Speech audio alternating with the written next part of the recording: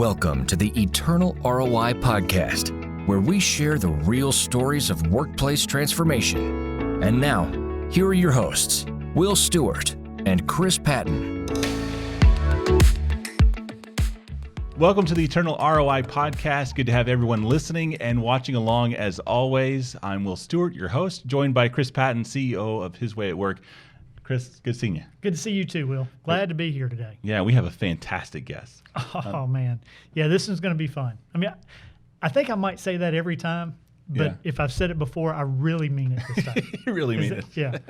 Yeah, and it's a part two, and it's a part one and a part two. We have a two-parter That's right. today. That's right. Back to back. So we'll talk more about that in a minute. But absolutely. Yeah, I'm excited about it. Yeah, so who we got? So we've got Rick Betenbough from Lubbock, Texas. And Rick has I'll let him tell you a little bit more detail about his company, but home builders, they build many, many, many homes. They put families in homes that have been well built. They do a phenomenal job, but their secret sauce is in the way they handle their company, the way they handle their employees. It's special. It really is. Yeah, I can't wait to hear more about it. Rick, welcome to the show. Thanks, guys. Sure, I'm glad to be here with you. So I'm in my Colorado plaid. I'm actually in the mountains of Colorado, but now through Zoom, I'm in your studio with you. It's incredible how the technology is, especially with the pandemic and everything that's going on. But thanks for taking the time to from your vacation and just to chat with us. Thanks for having me, y'all. So let's talk for the people that don't know about you, don't know who you are. Just give us a history about how you got started and what you do and all that. Okay, thanks, Will. My father, Ron Betenbough, and I started our home building business in 1992. Lubbock, Texas, West Texas, pretty small community, a couple of 100,000 people. We wanted to build affordable homes, and I started out as a pretty tough business guy, I would say. I was born in business to be tough and efficient, and pretty quick, the Lord got a hold of me. In 1992, when Dad and I started, he had gone broke in the real estate business and actually ran away from home, as he likes to say, gone off to California from Texas. And when we came together in 92, I was a young son, 27 years old, I believe, and we had known each other really as an adult, with me as an adult. And so we kind of had to get to know each other, and we had a big plan to build all these homes. That was my vision. Dad, who'd grown up in the church, didn't know much about God, didn't have any relationship with God. But when he and I joined together, he said, could we honor God with this business if we have success? And I was still excited about homes and building homes, and so I didn't really even know what he was talking about. I'd grown up in church, but I didn't know the Lord or anything about God, and I certainly didn't have a relationship with God. So I just kind of looked at him, and I didn't know what to say. And finally, I thought to myself, we could use all the help we could get. And so I said, sure, we could honor God. Do you even know what that means? And Dad didn't know what that meant. And so we kind of started on a journey together in business, and God was alongside us, I think. Even if we didn't know it, we started on that journey with God. So nearly 30 years later, we have 250 employees. We'll build about 1,350 homes this year in West Texas. And that is God's dream for us, because my dream way back in 92 was, I remember telling Dad, I bet we could build 50 homes. And if the Lord had told me that we'd have 250 employees, that would have scared me to death. I wouldn't have known what to do with that. I'd have probably messed that up. So he's been gently carrying us along these years, turning our business, our family business, into a kingdom business. That's what we like to say. We're not a Christian business. Not everybody in our business is a Christian, and you don't have to be a Christian to join our business. The business belongs to God and his kingdom, because the leaders established in this business have submitted their hearts fully to him. That's Dad and I and the rest of our leadership team. And so we believe this business belongs to God. We've submitted our authority to him in this business, and that makes it a kingdom business. So that's what we like to say. That's incredible. What was the impetus for your dad to start a business that was he was honoring God? Was there somebody he met? Was there a book he read, or kind of do you know what his journey was to that point?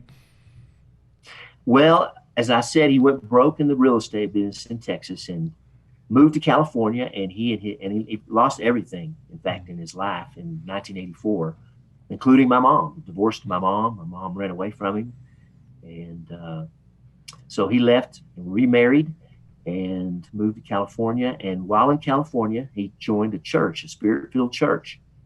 And for the first time in his life, he started going to church to meet God. Not a social thing, not a ritualistic thing, but in fact, a real opportunity for him to get to know the Lord. And the Lord just started working on him. And so when he came back to join me in my business, this little business that I was trying to start, I had this idea of building affordable homes and making a lot of money and doing a lot of things like that. And Dad brought this new faith into our business, and we both said yes. And so that's kind of how that went.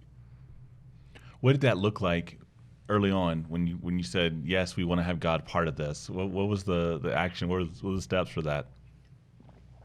That's a good question. We, Holly and I, my wife, had both grown up in church. She knew the Lord more than I did. And we just started going to church with Dad and his new wife, my stepmom, Connie. And we just started seeking the Lord, learning about the Lord, learning about his word, and how that would have an impact on our business, or could have an impact on our business. We didn't think it really could. Back in those early days, we really thought that what this looked like, honoring God, was about making money in the marketplace and giving it to God and his ministries around the world. That's what we thought. Yeah. Yeah, and a lot of businesses feel that way, I think. I mean, Chris, you could speak to that better than I could, but there's just so many that think, well, I'm just going to give a percentage of the bottom line to a charity, and then I'm set. Yeah. And God had so much more for us than that. Yeah.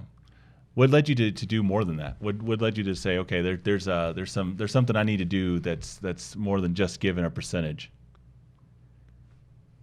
Well, the Lord started talking really to several of us, Holly and myself, independent of each other. The Lord started talking to us about our business being God's ministry. We were giving lots of money away to ministries, Christian ministries around the world. And I remember a few of them would come to us and say, the Lord wants you to be a minister. You can be a minister in the marketplace, in the middle of your business. And that was really big news to me. It didn't occur to me that I could do that. I didn't think of myself as a preacher or even a teacher or anything like that, but a minister of God's word right in the middle of my work is what I could be. And I began to feel that. And Holly and my dad and myself and the rest of our leadership, we became committed to this idea that we could be a ministry and that we should serve the people that are right there in front of us, right here in front of us in the middle of our business. We didn't know exactly how to do that. We just kind of started. Holly is very special. She has a lot of love in her heart and brought a lot of love to our business. And I remember early in this conversation thinking to myself, God wants me to love these people, to deeply minister to these people in some way, to introduce maybe them to him. And Holly and I were talking one evening when this was kind of going on. This was probably about 15 years ago. And I remember saying to her, I know God wants me to love these people beyond what they can do for the business. But what if I don't? Mm-hmm. And she looked at me and she said, well, I guess the Lord's going to have to change that in your heart. He's going to have to give you a love for these people. Mm-hmm. Maybe you should pray for that. And so I did. I prayed for the Lord to break my heart for the people that were working with us and around us. And I invite you to do that. But be careful if you do that. He's going to answer that prayer. And he did answer that prayer for me. And really it just changed everything. My view of our people became completely different.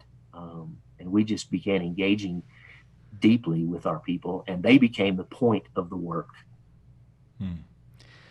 Rick, I've run into quite a few CEOs start off thinking like you did, that the purpose of a business when owned and operated by a Christian, is to make good money and support the church financially, maybe to serve on the finance committee or something in the church, right? But the concept of approaching the business itself as a ministry, that's foreign. You said it was foreign to you, it's foreign to them. So I want you to speak to the person that thinks, okay, I'm not, like you said, I'm not a preacher, I'm not a teacher, I don't understand how I would do that. What does it mean to actually approach the business with that mindset? What do you lose the essence of business when you do that? Do you lose the drive for profitability? Do you lose the drive for excellence? And do you go more toward the softer, mediocre charity mindset, which I know is not true, but address that. But also, practically speaking, what does that look like day to day? What kind of things happen day to day in a business when you have that mindset? Well, that's a lot. Let's start with let's start with this, maybe. I think that God has made me the way I am, right? He gave me a business mind.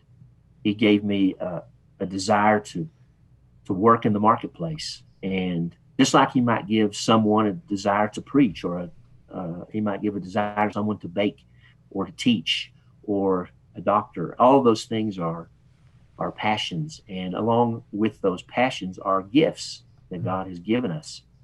And the question is, what do we want to do with those, right? And I think that he wants us to take those passions and those gifts, and as soon as our heart belongs to him and his kingdom, then he wants us to take those passion and gifts into that context, right? A long time ago, probably 5 years ago, a home builder up in Minneapolis reached out to me through our website, actually. And I called him, and he said, man, I've seen a couple of videos and heard some of your talks, and I just wanted to talk to you. And he said, I feel like the Lord is moving in my heart. And as I grow closer toward him, I'm beginning to wonder if I can truly and fully serve him in my work in the middle of the marketplace. He goes, I wonder if he's asking me to sell my business, take the money and go build an orphanage in Africa or something like that.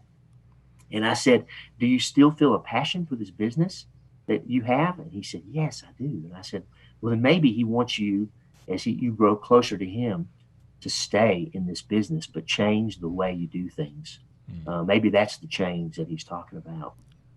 I think we're invited, as we grow closer and closer to the Lord, and as we make his kingdom something that we're submitted to in our hearts, he wants us to stay in the marketplace. He doesn't want us to leave.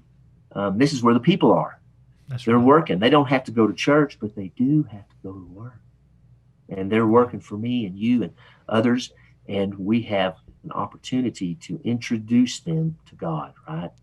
Exactly. That's what I believe the Lord has shown us over the last few years, is we are to love them right where they are.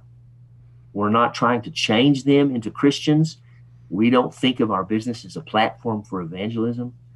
I really don't like the words there. I know the Lord wants me to love the people he sends to me, and then he wants me to introduce them to him through my own faith, right?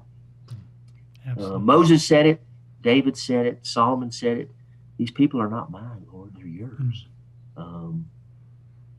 That's a powerful view of this. They're not my people for me to leverage. They're God's people, and he wants me to lift them up to them. In Exodus 33, Moses is praying to the Lord, and he's frustrated with the people, and he says, you've asked me to lead these people. And I'm always fascinated with translations like that, and so I looked that word up in the Hebrew, the word that's translated to lead in the English, in the NIV English. And that word in Hebrew is actually Allah, A-L-A-H. And that Hebrew word means to lift up or raise up. And really, there's our charge, right? God asked Moses to lift up, to bring up these people to him. And I believe that might be what he's asking us to do, to raise them up to him. Now, we're going to do some work. We're going to build some beautiful homes, or whatever work you do in the marketplace. God was a worker. He is a worker. The first thing we know about him in Genesis is that he is a worker, and he gave us work as a gift. And so our work is important to him.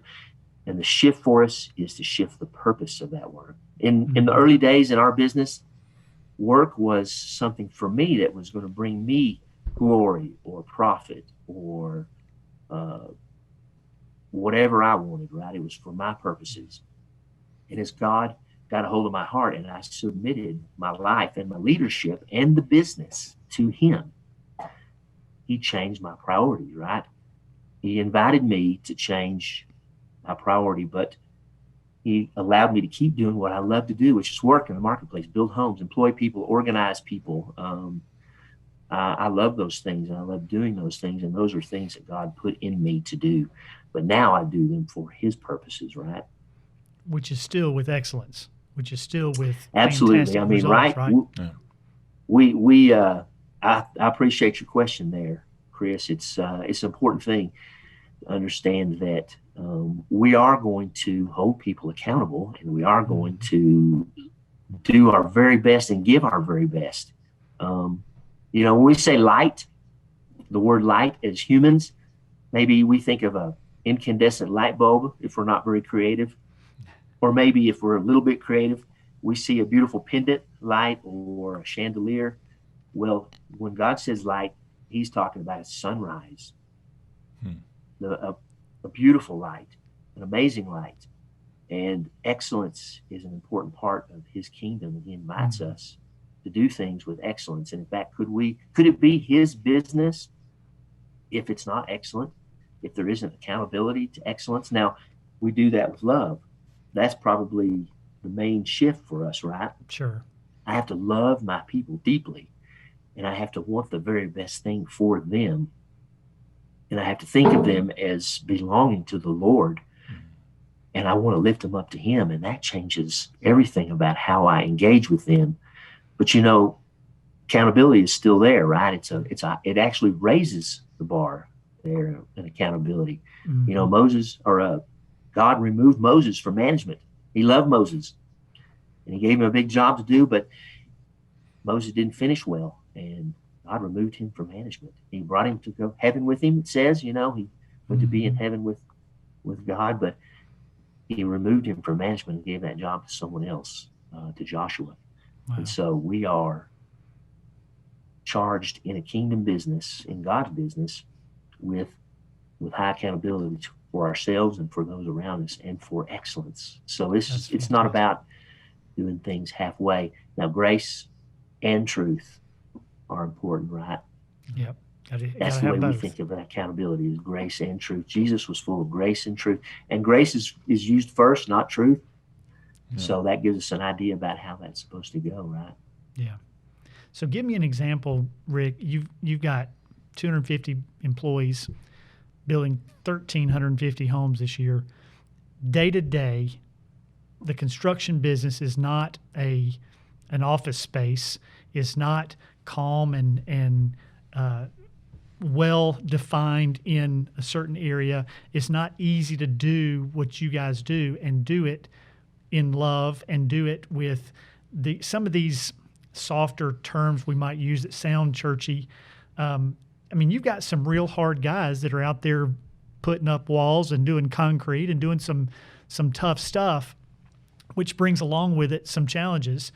How do you love on your employees in practical ways? Give us some examples of what you're physically doing in the business, not just you, but your team and your company itself. Well, as a lot of things do, I think this starts with leadership, right? We must genuinely and authentically love people. That's something only the Lord can do in our hearts. And I have invited many leaders to pray that same prayer that I prayed, so that they would see their people differently. And I think what happens is that love is just infectious, right? If I am genuinely care about you, and that's love for us is genuine care. And that starts with, first, I need to get to know you. And so we have a cascading style here where my leaders that I'm leading, the people on my team, so to speak, I know them deeply. I know them very well. I've taken the time, set down other priorities, and gotten to know them, and a vacation with them and spend time with them, get to know their kids. I know what's going on in their lives. Doesn't that go So against that I can business help rules? them. And, sorry? Doesn't that go against the business rules we're taught? You don't get engaged that closely. That's true. Keep them at arm's length, Yep. right? But It you're does. you're And breaking that. if you love deeply, you could get hurt. That's the problem there, right? I remember probably 10 years ago, a leader that I was riding around in a truck out in a construction zone. We were looking at some homes, and he was the general manager in one of our communities. And he stopped at one point in front of a house and just kind of put it in park and turned and looked directly at me. And he said, I wonder, how close am I supposed to get to the people I'm leading? He said, I'm that's not my natural style. And I'm growing in that because of you and others that are asking me to do that. He said, I wonder, can you get too close? And I wonder how close God was with Moses, right? He is very close with Moses, very close with the other leaders that he established. And I think the answer is that the better we get to know people, the better we can care for them. And I'll tell you, people who are cared for and cared about will do amazing things in the marketplace. We still find that people don't do their jobs or won't do their jobs at times. I guess there's going to be some of that. Everybody's on a journey in their life, but I can tell you that we have seen amazing things happen when people are really cared for. That's excellent. So that cascading model is you getting as close as you can and loving on those directly under you, the leadership, and then teaching them to do the same. And is there classes, or is there like meetings that are scheduled, or is it more informal, just being attentive to, okay, this is my time, where I can take advantage of this opportunity? How does that work for you, and how do you teach that to your team? Well, that's for us. It looks like this: we're going to organize our business, God's business, into small groups. So all of our teams are 6 or 7 people or less, and a manager or leader that is taking care of that team knows that their mission has changed. They no longer have a mission to do the job. Their mission is to take care of that team, and the team's mission is to do the job, right? And that's a big shift. I can't, obviously, and shouldn't have a deep relationship with every single employee. That's not possible. But every single employee can have a deep relationship with the person who leads them, the person who cares for them. So that's the way we organize that. So every leader in our business and our kingdom business knows that they're gonna engage one-on-one with every single person on their team every week. And the purpose of that time is to really get to know them. We can work with each other for years and years and years and not know what's going on in our personal life. We might not know their spouse's name or their kids' names, and we really challenge that. We believe that great leadership is deeply connected to the people that they're leading, and it's for those people. Their leadership is for those people. It's not for the leader, right? No. And it has to be modeled starting with me, right? I have to have deep relationship with the people I lead, and I have a small team of 5 that I lead. And each of them has a small team of 5 or 6 or 7 that they lead. And so on and on is the way we do that. We meet with our leadership, all of our leaders. We've got about 60 men and women that are leading teams company-wide, and we meet with them monthly and one-on-ones. And this concept is something we talk about a little bit every one of those meetings, but we dedicate once a year of training to that. So we are training that. Now, look, none of that matters if they haven't felt that themselves from their leader, right? That's the key here, is that I am open to that if I have experienced that with my leader. A construction manager for us that knows his general manager cares deeply for him, knows that his general manager knows his family's name and knows what's going on in his life, and takes the time to engage with him, now he's open to that same idea with his people, with his builders that he's leading. And I think that's the way this works, and inviting people to do something that they're feeling. We want for people to know they're loved and feel that they're loved more than they hear it, right? Mm. Yeah, we talk about displaying God's love before we declare it, right? Amen. So how's this been received by your employees? Because as Chris alluded to, it's Texas. It's a rough industry. I mean, like it's not a touchy-feely industry that you're in. So how have people received and accepted that? Well, it's all over the map, of course. As people are in different places in their lives, they're gonna respond to this thing differently. But I would say generally, over time, it's an amazing thing. If I was visiting with an employee the other day that was talking about when they were hired, they went to dinner with their new boss, their new supervisor, and his wife, and he'd never had that kind of an experience. That his boss and his boss's wife would have dinner with them, and he had brought his wife also, and they were just surprised by that and pleased. And in their mind, they could tell that care is an important part of this. And, he was a little emotional even in that moment. So it wins over time, right? Love wins over time. I would say that people initially coming into our culture are probably a little skeptical. But within 30 days, we have orientation every month with the new employees that have come aboard in the last 2 or 3 months. We like for them to have been there a month before they come into orientation. And I hear very often that they've joined a team, and that team who's been loved well loves them well, and they just feel something different immediately. It's contagious. When people are loved and cared for, they will begin to blossom, and they'll love and care for the people around them. And it's an amazing thing. It's what God has for us in His kingdom. That's life in His kingdom, right?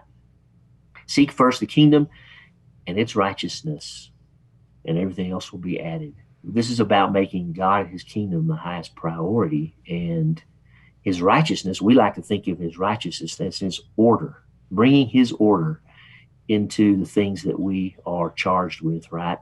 And everything else will be added. We don't pursue profit as a priority, but we need profit, don't we? To Absolutely. Continue to be in business. God knows that.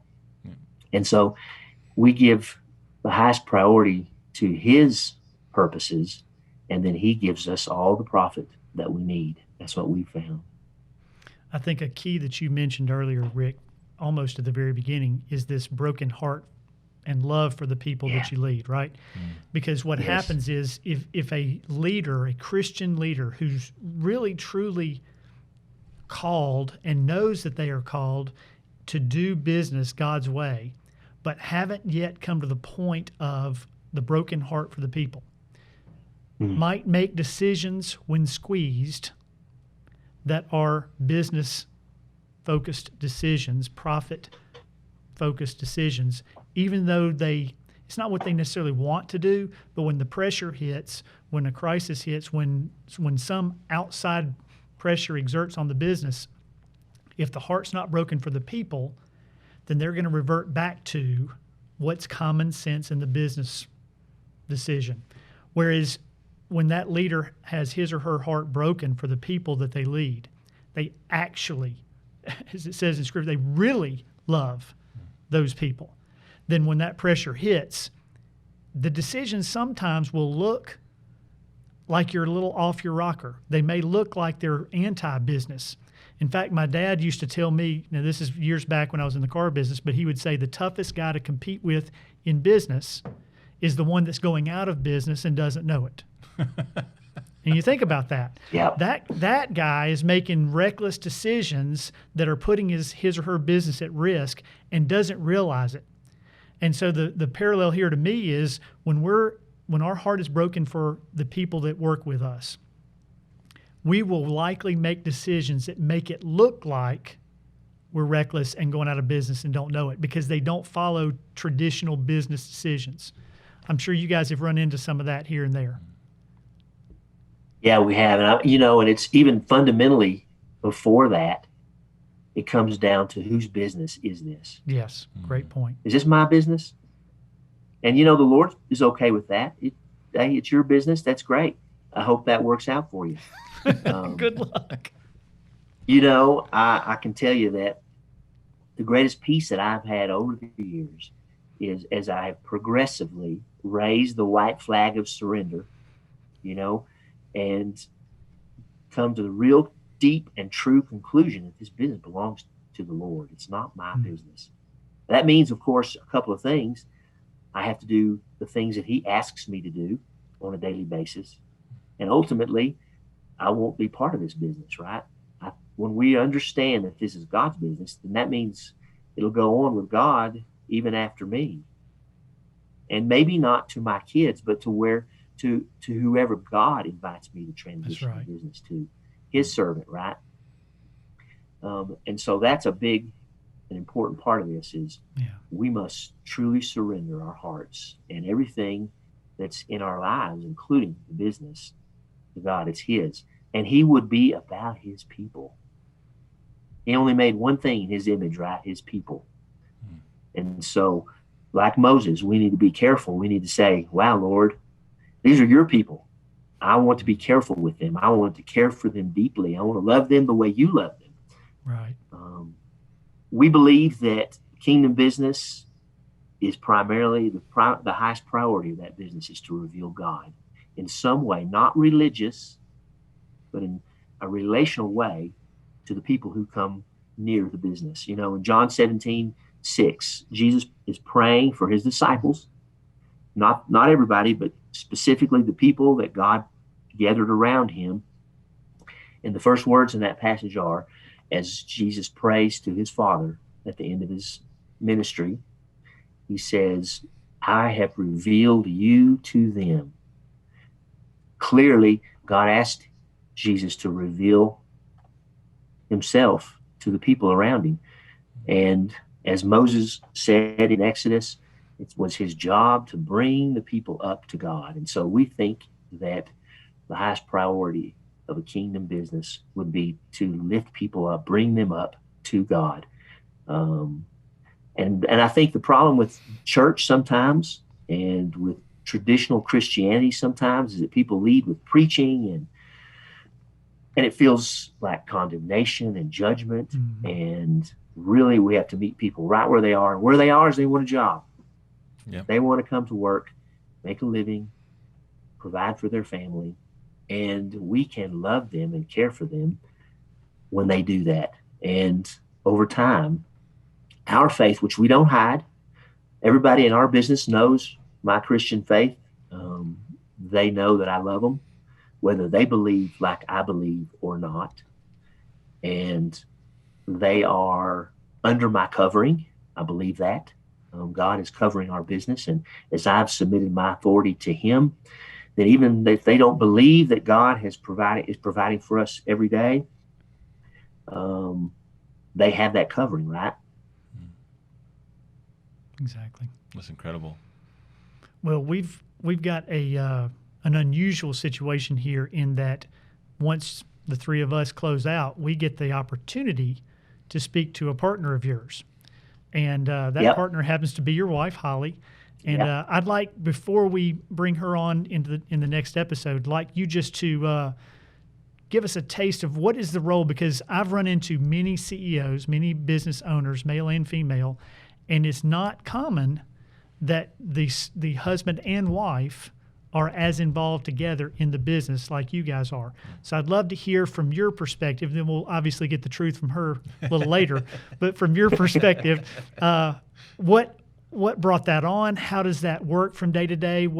How do you see the strength that she brings? And just give us a taste of what that looks like. We'll go into more depth with her, but I'd like to just kind of tease the audience about that. Well, I think early on, God brought her to me because he had some work to do on me, right? And I needed that influence, this influence. And initially, when Holly came to work for the company, she led our giving ministry.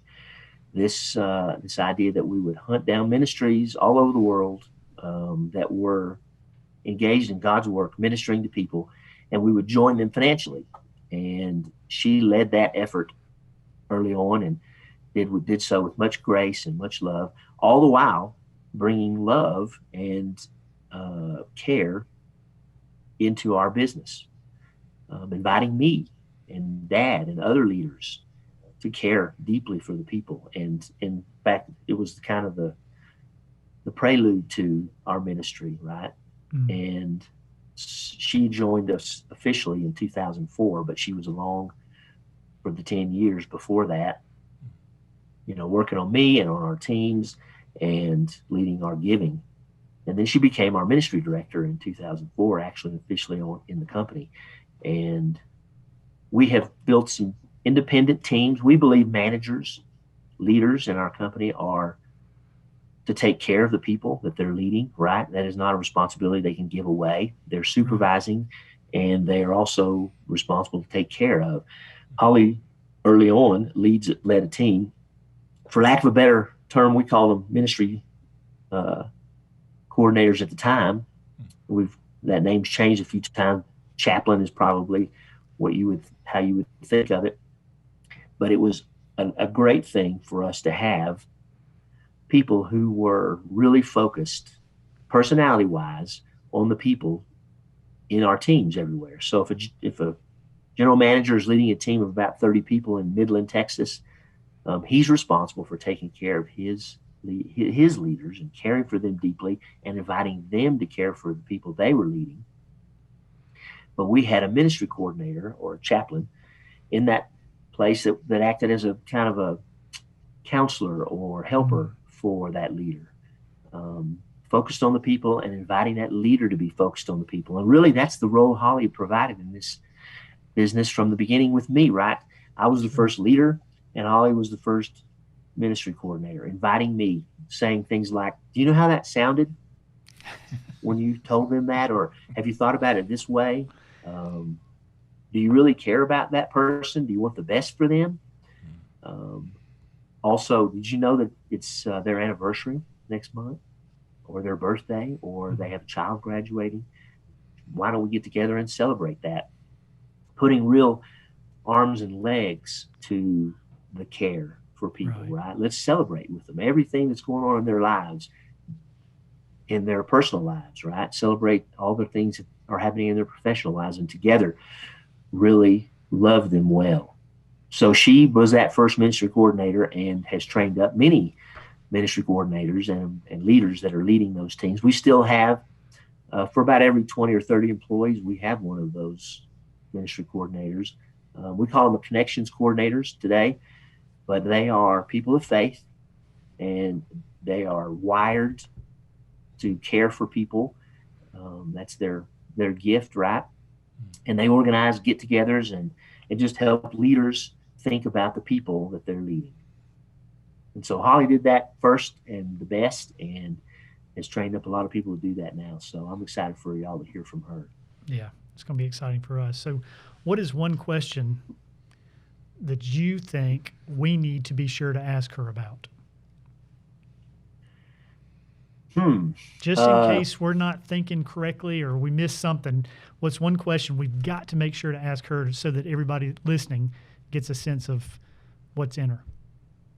I don't know. I would say that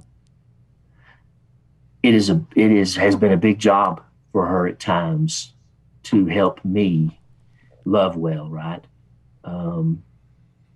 Business leaders that are out there and are process oriented and their priorities are even for the business. Sometimes you can have priorities for a business that are good priorities, but they're not God's priorities, right? And so ask her how she would suggest that people come alongside leaders and constantly ask them, is this God's priority? Is this a good priority? Or is this God's priority? Gotcha. Yeah, excellent. That's amazing. As a CEO with, so much that's going on, and you're in the logistics business with building all these houses. How do you manage your time?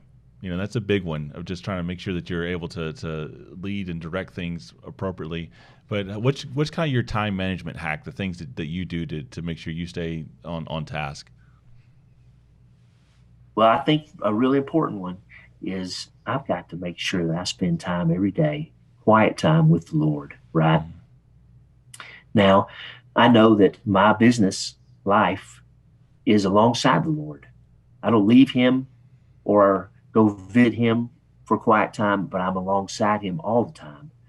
But in the busyness, sometimes we don't hear from him, and so we need some quiet time. And so I find when I'm full from the Lord, and that's when he gives me all kinds of things. And that is for my own time management even. I want to lead my people well, my teams well, and I want to have the right people doing the right things. And I have in my leadership come to a place where I'm focused primarily on the people, raising them up, having the right people in the right place, and then they do the right things. The results, I don't have to focus on or charge people with results. They get results. God, his presence in our business and with our people brings that very powerful provision. And it's an amazing thing. I know in my own heart that I'm not smart enough or organized enough or gifted enough for all the things that God has done in the last 30 years. And so my primary strategy is spend time with the Lord and hear from the Lord and let him lead and go where he asks me to go. That's fantastic. What's the top resource or book that you've draw on that I know the Bible's is number one there, but that's just kind of helped you along this journey to love on people? Man, aside from the Bible, I would say that a book that I really enjoyed that was really,